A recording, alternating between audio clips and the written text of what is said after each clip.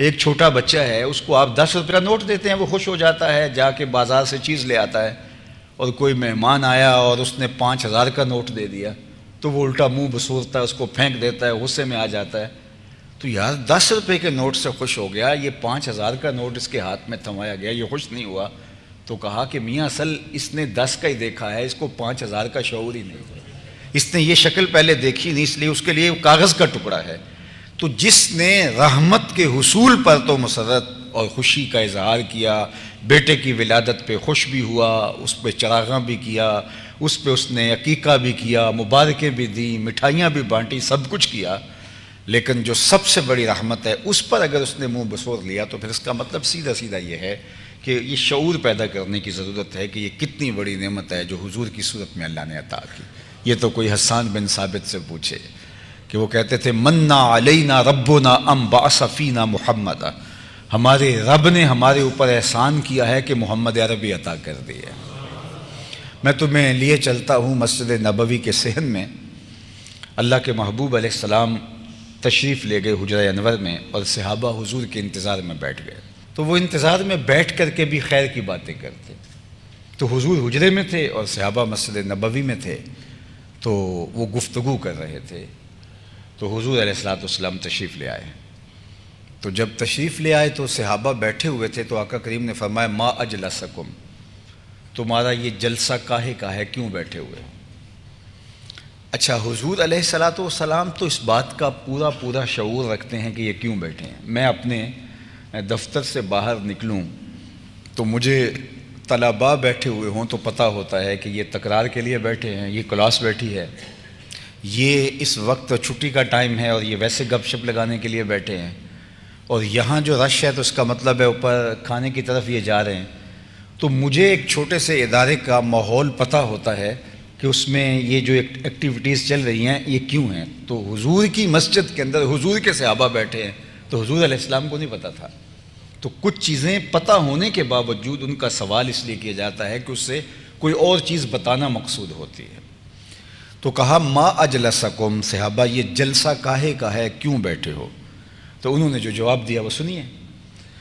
صحاح ستہ کی روایت ہے، انہوں نے کہا جلسنا نذکر اللہ و نحمدہ علی ما ہدانا لدینہ و من علینا بکا.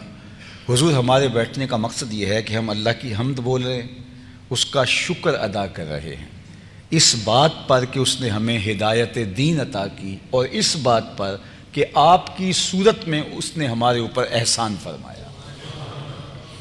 ہم اس کا شکرانہ ادا کر رہے ہیں کہ مل گئے مصطفیٰ، اور کیا چاہیے. ہماری اس بیٹھک کا، اس جلسے کا مقصود یہ ہے کہ نذکر اللہ و نحمدہ علی ما ہدانا لدینہ و من علینا بکا، آپ کی صورت میں جو انعام ہوا اس پر اللہ کا شکرانہ ادا کرنے کے لیے بیٹھے ہیں. تو میں آپ سے پوچھوں کہ آپ کیوں بیٹھے ہیں تو آپ کہیں جی بس ذکر فکر میں لگے ہوئے تو بات ختم ہو جاتی، یہاں بات آگے چلتی نہیں ہے.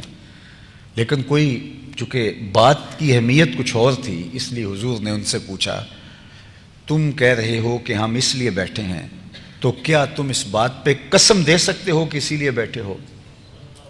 تو بظاہر تو یہ محل قسم نہیں ہے، رواجی طور پہ پوچھا جاتا ہے کیوں بیٹھے ہو، تو وہ کہہ دیتے ہم اس لیے بیٹھے، تو بات ختم ہو جاتی ہے. فرمایا صحابہ کیوں بیٹھے ہو؟ جلسنا نذکر اللہ و نحمدہ علی ما ہدانا لدینہ و من علینا بکا، بات ختم ہو جانی چاہیے تھی. لیکن حضور نے فرمایا تم قسم اٹھا سکتے ہو، حلف دے سکتے ہو کہ اسی لیے بیٹھے ہو؟ تو انہوں نے برجستہ کہا جی حضور ہم حلف دیتے ہیں. تو حضور نے فرمایا اٹھاؤ حلف.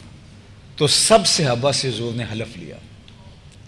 تو انہوں نے کہا جی ہم حلف دیتے ہیں، ہم قسم دیتے ہیں، ہم اسی لیے بیٹھے. جب قسم دے چکے تو صحابہ کے ذہنوں میں سوال تو تھے، اور آنکھوں میں سوال چمک رہا تھا کہ یہ کوئی محل قسم کا نہیں تھا.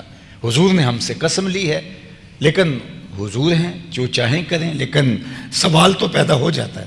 تو آقا کریم علیہ السلام نے ان کی آنکھوں میں جب سوال دیکھا تو فرمایا یہ ابھی جو میں نے تم سے قسم لی ہے یہ کسی تہمت کی بنیاد پر نہیں لی.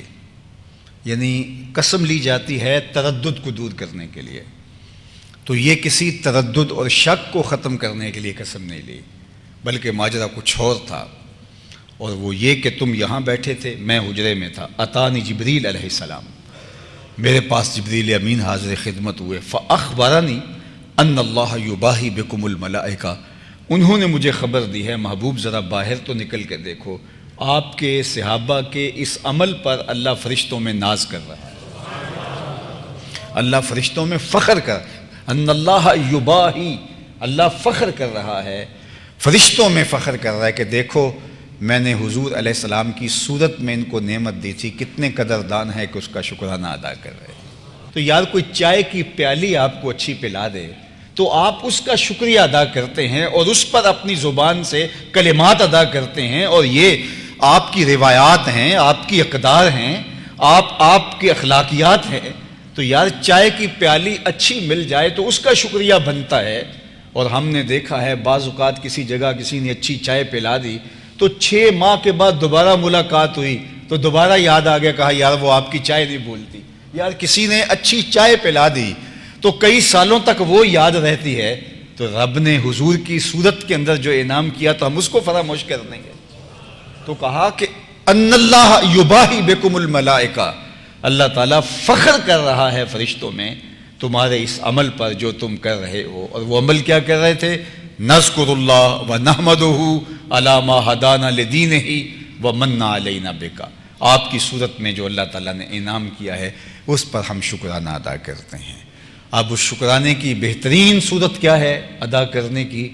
کہ حضور کے لائے ہوئے دین کو اپنے اندر اتار لیا جائے اور اپنی وضاقتہ، اپنے طرز معاشرت، معاملات، رویے، اپنی زندگی کو حضور پیار کے سانچے میں، سنت کے سانچے میں، محبت کے سانچے میں ڈھال لیا جائے۔